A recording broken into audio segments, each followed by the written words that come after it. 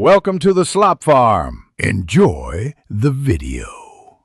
You begin by defining what attractive means for your index: faster responses, higher relevance, or better user experience.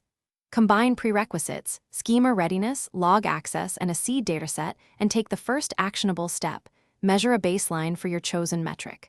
Once you have that baseline, prioritize changes that affect that metric directly.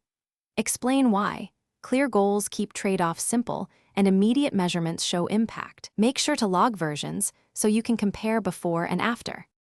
You now focus on core signals that move your primary metric: ranking weights, snippet quality, and latency.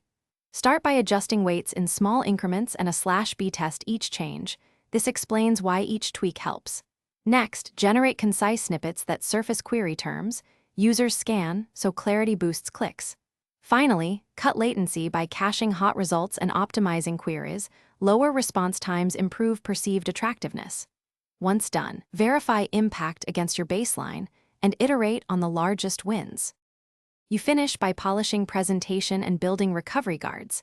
Validate edge cases, synonyms, and common typos so results remain robust. Deploy gradually and monitor for 24 to 72 hours. If CTR or key metric drops more than your threshold, roll back and compare logs. Document the final rule set, why each weight exists, and the one troubleshooting tip: when relevance falls, isolate the last weight change and test with control queries. Make sure to keep the baseline for continuous comparison. Thanks for watching. Consider subscribing if we helped you today.